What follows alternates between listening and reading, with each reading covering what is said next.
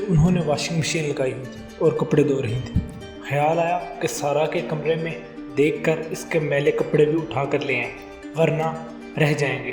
یہ سوچتی ہوئی وہ واشنگ ایریا سے نکل کر اندر کی جانب بڑھیں تو ایک دم ٹھٹک کر رک گئی۔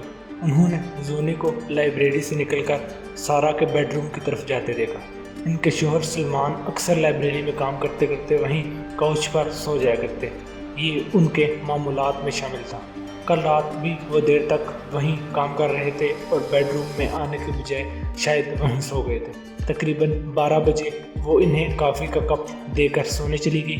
جاتے جاتے انہوں نے سارا کے بیڈ روم کا دروازہ کھول کر ذرا سا دیکھا، زونی اور وہ دونوں بیڈ پر آڑی ترچھی لیٹی کوئی مووی دیکھ رہی ہیں۔ وہ سمجھ گئی کہ آج زونی کا سارا کے پاس ہی رکنے کا ارادہ ہے، لیکن صبح اس وقت زونی کو لائبریری سے نکل کر سارا کے روم میں جاتا دیکھ کر وہ سناٹے میں رہ گئی۔ ان کا ذہن سن ہو کر رہ گیا اور قدم وہیں جیسے جم کر رہ گئے۔ انہوں نے دیوار کا سہارا لیا اور اپنے آپ کو سنبھالنے کی کوشش کی۔ یہ یقین دلانے کی کوشش کی کہ جو کچھ انہوں نے دیکھا وہ سچ ہی نہ تھا۔ اگر سچ تھا تو انہیں کیا کرنا چاہیے؟ اگر ان سے باز پرس کرتی تو وہ تو اور بھی بے باک ہو جائیں گے۔ خاموش رہیں تو یہ سلسلہ بڑھتا ہی چلا جائے گا۔ وہ کیا کریں؟ یہ بڑا سوالیہ نشان ان کے ذہن میں بھنور کی طرح گھوم رہا تھا۔ کچھ دیر میں وہ اپنے آپ کو سنبھالتی ہوئی سارا کے کمرے میں گئیں تو انہوں نے ان دونوں کو لحاف میں لپٹے سوتے ہوئے پایا۔ وہ کچھ دیر بے یقینی سے زونی کو سوتا دیکھتی رہیں، پھر واش روم سے سارا کے کپڑے اٹھا کر باہر نکل گئی۔ بیٹا، مجھے تمہاری دوست زونی کا تمہارے پاس اتنا زیادہ آنا جانا پسند نہیں ہے۔ کیا ایسا نہیں ہو سکتا کہ تم اس سے دوستی یونیورسٹی تک محدود رکھو؟ گھر میں اس کا آنا اور رکنا مجھے بالکل اچھا نہیں لگتا، انہوں نے اپنی بیٹی سارا سے کہا تو اس نے حیران ہو کر ماں کو دیکھا۔ کیوں ماما، اتنی اچھی تو ہے وہ، دیکھے نا اس کے آ جانے سے کتنی رونق ہو جاتی ہے ہمارے گھر میں، کتنی زندہ دل ہے، پاپا تک اس کے آنے سے کتنے خوش ہو جاتے ہیں۔ سارا نے اس کی طرفداری میں کہا تو انہیں سمجھ میں نہیں آیا کہ اب وہ اس سے کیا کہیں۔ ہاں، لیکن تم اس کے ساتھ اس قسم کی فضول باتوں سے اتنا وقت ضائع کر دیتی ہو کہ تمہاری پڑھائی بھی اس سے متاثر ہو رہی ہے، اس لیے میں کہہ رہی ہوں۔ ارے نہیں میری پیاری ماں، ایسا کچھ بھی نہیں، وہ پڑھائی میں بہت تیز ہے اور اکثر میں اس سے مدد لیتی رہتی ہوں، وہ بہت خوشی سے میری مدد کرتی ہے۔ So my dear mama, don't worry, be happy. Sara نے ان کے اندیشوں کو ہنسی میں اڑا دیا۔ زونی، کیا روز روز سر پر سوار ہوتی جاتی ہو؟ مجھے تمہاری خدمت کرنا پڑتی ہے، تم سارا کی دوست ہو، اس سے روز یونیورسٹی میں ملاقات ہو جاتی ہے، کیا یہ کافی نہیں ہے؟ تمہاری وجہ سے اس کی توجہ اپنی پڑھائی سے ہٹ جاتی ہے، اس لیے بہتر ہے کہ تم بھی اپنے گھر میں رہ کر امتحانوں کی تیاری کرو اور سارا کو بھی پڑھنے دو۔ اس دن جب سلمان نے انہیں زونی کے لیے بروسٹ بنانے کا حکم صادر فرمایا تو وہ غصے سے آگ بگولا ہو گئی۔ جب زونی کچن سے پانی لینے آئی تو وہ اس پر برس پڑی۔ لیکن آنٹی، میں تو اکثر سارا کی پڑھائی میں مدد کر رہی ہوتی ہوں، امتحان کی تیاری ہم دونوں مل کر ہی کر رہے ہیں، میں اس کا وقت ضائع نہیں کرتی۔ وہ روحان سی ہو گئی۔ ایسا تمہیں لگتا ہے، لیکن میں سمجھتی ہوں تمہارا اس گھر میں آنا اور سب کا وقت ضائع کرنا شاید ہم سب کے لیے بہتر نہیں ہے، اس لیے میں چاہتی ہوں کہ تم جس کی دوست ہو اس سے اپنی دوستی یونیورسٹی تک محدود رکھو، گھر تک نہیں۔ امید ہے مجھے یہ بات دوبارہ کہنے کی ضرورت نہیں ہوگی۔ انہوں نے تنہائی میں سخت لہجے سے اسے تنبیہ کی تو وہ گلاس واپس رکھ کر باہر چلی گئی۔ بعد میں معلوم ہوا کہ وہ کسی کو کچھ کہے بغیر خاموشی سے واپس چلی گئی۔ سارا، زونی کو بھی بلاؤ تاکہ ہمارے ساتھ کھانا کھائے۔ ٹیبل پر بیٹھتے ہوئے سلمان نے بیٹی سے کہا۔ وہ اپنے گھر چلی گئی پاپا، اسے شاید کوئی ضروری کام یاد آ گیا، سارا نے ماں کی طرف دیکھتے ہوئے جواب دیا اور اپنی پلیٹ پر جھک کر کچھ کھانے لگی۔ ضروری کام؟ لیکن اس نے تو فرمائش کر کے بروسٹ بنوایا تھا، پھر کھانا کھائے بغیر چلے جانا سمجھ میں نہیں آیا۔ فون کرو اسے، کیا مسئلہ ہے؟ کیوں، اگر وہ کھانے کی ٹیبل پر نہیں ہے تو آپ کھانا نہیں کھائیں گے؟ اس کے لہجے میں تپش محسوس کر کے سلمان خاموش ہو گئے۔ لیکن وہ پہلا دن نہیں تھا جب اس قسم کی باتیں ہوئی ہوں۔ دونوں باپ بیٹی ان سے کھنچ کر رہ گئے۔ کچھ عرصے بعد سلمان علی کی کلائنٹ سے میٹنگ بڑھنے لگی اور سارا بھی لیے دیے رہنے لگی۔ اس کی وجہ اس کی ناراضگی تھی جو زونی کے سبب تھی۔ ایک دو مرتبہ انہوں نے سارا سے زونی کے بارے میں بات کرنے کی کوشش کی تو اس نے ٹال دیا۔ پھر وہ منحوس دن آ گیا جب ان تینوں کی زندگی میں ایک طوفان نے جنم لیا۔ سارا یونیورسٹی میں تھی اور سلمان اپنے کسی کلائنٹ سے ملنے گئے ہوئے تھے۔ انہیں بدلتے ہوئے موسم کی وجہ سے کچھ گرم کپڑے خریدنا تھے تو انہوں نے مال کا رخ کیا۔ پچھلے دنوں کسی بوتیک کے آن لائن پیج پر اس کے نیو ارائیول دیکھے تھے جو انہیں بہت پسند آئے تھے۔ وہ بوتیک جس مال میں تھی وہ ان کے گھر سے کافی دور تھا، لیکن انہوں نے وہیں جانے کا پروگرام بنا لیا اور وہاں پہنچ گئی۔ وہ وہاں آؤٹ لیٹ ڈھونڈ رہی تھی کہ ان کی نظر سلمان پر پڑی۔ وہ یہ دیکھ کر بھونچا کر رہ گئی کہ ان کے ساتھ زونی تھی اور اس کے ہاتھ میں کچھ شاپنگ بیگز تھے۔ وہ شاید خریداری کر چکے تھے۔ ان کا رخ کیش کاؤنٹر کی طرف تھا۔ وہ دیکھتی رہی۔ سلمان نے پیمنٹ کی اور وہ دونوں باہر نکلے تو بھی وہ باہر تک آئی۔ وہ پارکنگ میں جانے کی بجائے مال کے سامنے واقع 5 اسٹار ہوٹل کی جانب بڑھ رہے تھے۔ وہ اندر داخل ہوئے اور ان کے بدترین اندیشوں کی تصدیق ہو گئی۔ وہاں کھڑے کھڑے انہیں ایسا لگا کہ ان کے ہاتھ پاؤں بالکل بے جان سے ہو کر رہ گئے ہیں، آنکھیں آنسوؤں سے بھر گئی ہیں۔ وہ کافی دیر وہاں کے ویٹنگ ایریا میں بیٹھ کر اپنے آپ کو سنبھالتے ہوئے گھر واپس آ گئی۔ سائیں سائیں کرتا گھر انہیں اپنے اندر گونجنے والے سناٹوں سے زیادہ بھیانک لگ رہا تھا۔ وہ لائبریری میں جا کر سلمان کی رائٹنگ ٹیبل کی درازیں کھنگال رہی تھی۔ ان تمام درازوں سے انہیں کوئی قابل ذکر چیز نہیں ملی، لیکن پھر انہوں نے فاضل چابی لگا کر اس دراز کو کھولا جس میں تالا تھا تو ان کے ہوش اڑ گئے۔ اس دراز میں انہیں سلمان کے کریڈٹ کارڈ کی پیمنٹ سلپ ملی۔ کچھ مال سے خریداری کی تھی اور خریداری بھی صرف زنانہ ڈریس اور چیزوں کی تھی، جبکہ چند ایسی تھی جن سے ہوٹل کے کمرے کی بکنگ کرائی گئی ہو۔ وہ رسیدیں ان کے ہاتھ میں کپ کپانے لگی۔ اب انہیں سمجھ میں آیا کہ پچھلے کچھ عرصے سے ان کی کلائنٹس کے ساتھ میٹنگز کیوں بڑھ گئی تھی۔ تو اتنی صبح میں کس لیے تیار ہو جاؤں؟ کہاں جانا ہے ہمیں؟ جوائے نے حیران ہو کر اپنے شوہر سے پوچھا۔ تم ہر وقت گھر کے کاموں اور کم کے ساتھ اتنی مصروف رہتی ہو کہ اپنی طرف کوئی توجہ ہی نہیں دیتی۔ اپنا چہرہ دیکھو، کبھی کس قدر کھلا ہوا گلاب لگتا تھا، اب تو بالکل ہی روکھا پھیکا سا ہو گیا ہے۔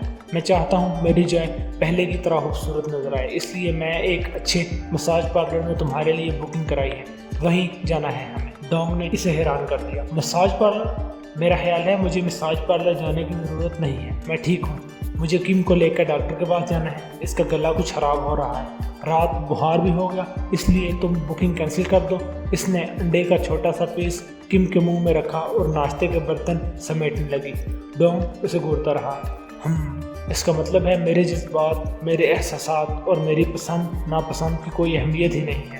اگر اتنے مہنگے مساج پارلر میں تمہیں بھیجنا چاہتا ہوں تو اس کا مطلب یہی ہے نا کہ میں اپنی بیوی کو خوبصورت دیکھنا چاہتا ہوں، لیکن تمہارے نزدیک یہ کوئی اہم بات ہی نہیں۔ اس نے لفظ چباتے ہوئے کہا تو جائے حیران ہو کر اسے دیکھنے لگی۔ یہ کیا کر رہے ہو ڈونگ؟ بچہ بیمار ہے، تکلیف میں ہے، تو اس کا علاج کروانا زیادہ ضروری ہے، نہ کہ کسی پارلر جانا۔ کسی اور دن میں چلی جاؤں گی، اس نے جواب دیا تو ڈونگ نے غصے سے اسے گھورا۔ مجھے اپنی بات رد کرنا بالکل پسند نہیں ہے، خاص طور پر اگر میری بیوی میری بات کو رد کرے تو مجھے بہت ہی زیادہ غصہ آتا ہے۔ بہتر ہے کہ تم اس بات کا خیال رکھو کہ اگر تم نے میری بات نہ مانی تو۔ وہ مانی خیز انداز میں کہہ کر خاموش ہوا تو جائے نے حیران ہو کر اس کے بدلتے ہوئے انداز کو دیکھا، خاص طور پر اس کا لہجہ جیسے وہ اسے دھمکی دے رہا ہو۔ نہ مانی تو؟ جائے نے حیران ہو کر سوال کیا۔ تو نتیجے کی ذمہ دار تم خود ہوگی، سوچ لو۔ ڈونگ کا لہجہ بہت ہی برا تھا۔ اس کے اس انداز کو پہلی مرتبہ دیکھ کر جوائے کے کانوں میں طرح کی گھنٹی بجی۔ وہ جانتی تھی کہ باپ کے قتل ہو جانے کے بعد وہ بے آسرا ہو گئی ہے، اس کا خوف نہیں رہا، تو اب اسے ڈونگ کا یہ رویہ بدلتا ہوا محسوس ہو رہا تھا، اور یہ خطرے کی علامت تھی۔ خطرہ یہ تھا کہ ڈونگ کی گزر بسر منشیات اور لڑکیوں کے کاروبار پر چل رہی تھی، اور وہ کافی خوبصورت تھی۔ ڈونگ کے کاروبار کے لیے وہ حکم کے اکے کی حیثیت رکھتی تھی۔ اب تک وہ اس کے باپ سے ڈر سے ایسا کچھ بھی نہیں سوچ سکتا تھا، لیکن اب کون تھا جو اس کو روک سکتا؟ اس تکرار کے بعد ڈونگ تو سونے کے لیے چلا گیا، لیکن وہ بری طرح الجھ کر رہ گئی۔ اس الجھن میں اس نے بیٹے کو تیار کیا اور ڈاکٹر کے پاس جانے کے لیے باہر نکل گئی۔ ڈرائیو کرتے وہ اپنے حالات کے بارے میں سوچتی رہی۔ اس کا رخ اپنے باپ کے گھر کی طرف ہو گیا، حالانکہ وہ جانتی تھی کہ وہاں جانا خطرے سے خالی نہیں ہے، کیونکہ مخالف گروہ سے لڑائی کے بعد وہاں دشمن مافیا نے قبضہ کر لیا ہے۔ اس کے وفادار یا بھاگ گئے ہیں یا پھر مار دیے گئے تھے۔ پھر بھی نہ جانے کس امید سے وہ وہاں گئی۔ سڑک کے کنارے گاڑی روک کر اس نے دور نظر ڈالی۔ اس کے باپ کا بڑا سا گھر ویسا ہی نظر آ رہا تھا جیسا پہلے تھا۔ کچھ ہتھیار مند لوگ ادھر ادھر گھومتے نظر آ رہے تھے، مگر وہ سب اجنبی چہرے تھے جنہیں وہ جانتی پہچانتی ایسا کوئی چہرہ اسے وہاں نظر نہیں آیا۔ وہ دیر تک کھڑکی کا شیشہ نیچے کیے اس طرف دیکھتی رہی۔ بے آسرا ہونے کا احساس اس کی آنکھیں نم کر رہا تھا۔ وہ انہیں خیالات میں کھوئی ہوئی تھی کہ ایک مہربان سی آواز اس کے کان میں پڑی، بیبی تم یہاں کیا کر رہی ہو؟ اس نے حیران ہو کر اپنا رخ موڑا تو کھڑکی کے باہر اسے شیشے نظر آیا۔ وہ فکر مندی سے اسے دیکھ رہا تھا۔ وہ بوڑھا چینی اس کے باپ کا بہت وفادار ڈرائیور تھا۔ اس نے کئی مرتبہ اپنی ڈرائیونگ کے کمالات دکھا کر جان پر کھیل کر اپنے ماسٹر کی جان بچائی تھی، اس لیے وہ اس پر اندھا بھروسہ کرتا تھا۔ وہ واحد ڈرائیور تھا جو اپنی بیبی کو اسکول کے علاوہ جہاں جانا ہوتا لے جاتا اور لاتا تھا۔ شی جن جائے نے اسے دیکھ کر بے تابی سے گاڑی سے اترنے کی کوشش کی تو شی جن نے دروازہ ہاتھ سے بند کر دیا۔ نہیں، گاڑی سے اترنے کی کوشش مت کرو بیبی، یہاں سب تمہارے دشمن ہیں۔ اگر کسی نے تمہیں پہچان لیا کہ تم ماسٹر وانگ کی بیٹی ہو تو بہت برا بھی ہو سکتا ہے تمہارے ساتھ۔ مجھے بتاؤ تم یہاں کیوں آئی ہو؟ اس نے فکر مندی سے دھیمے لہجے میں پوچھا۔ شی جن، پاپا کے بعد میں بہت بے آسرا ہو گئی ہوں۔ ڈانگ بدلتا جا رہا ہے۔ مجھے پاپا نے ساری زندگی جس گندگی سے بچا کر رکھا، اب مجھے لگ رہا ہے کہ وہ مجھے اسی دلدل میں دھکیلنے کی تیاری کر رہا ہے۔ میں کیا کروں، کہاں جاؤں، کچھ سمجھ میں نہیں آ رہا، اس نے روحان سے لہجے میں کہا تو شی جن کچھ سوچتے ہوئے بڑبڑایا۔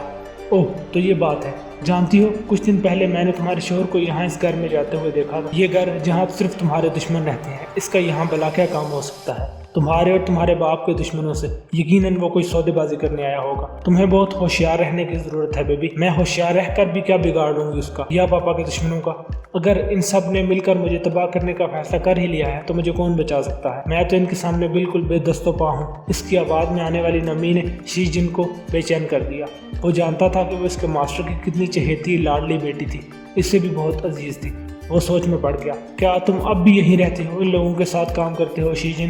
جوئے کے سوال پر اس نے اس بات میں سر ہلایا، کچھ دیر سوچتا رہا اور سر اٹھا کر بولا، بیبی میں تمہیں بتا کر پریشان نہیں کرنا چاہتا تھا، لیکن حقیقت یہ ہے کہ تمہارے شوہر ڈونگ نے یہاں کے ماسٹر سے تمہاری ڈیل کر لی ہے۔ وہ چاہتا ہے کہ سمندر کے ساحل کے ساتھ جو بھی علاقہ ہے وہاں جتنے بھی بار اور پارلرز ہیں اس کے پورے علاقے کا کنٹرول اسے دے دیا جائے، بدلے میں وہ تمہیں ماسٹر کو دے دے گا۔ ماسٹر بھی اس بات میں بہت دلچسپی لے رہا ہے۔ اس کے کچھ تحفظات ہیں علاقے کی تقسیم کے متعلق، وہ شاید 1-2 ہفتوں میں طے ہو جائیں گے تو ان کی ڈیل فائنل ہو جائے گی اور تم اس ڈان کی ملکیت بن جاؤ گے۔ شی جن نے بے دردی سے یہ جان لیوا سچائی اس کے سامنے رکھی تو وہ سر تا پا لرز کر رہ گئی۔ کیا کہہ رہے ہو شی جن؟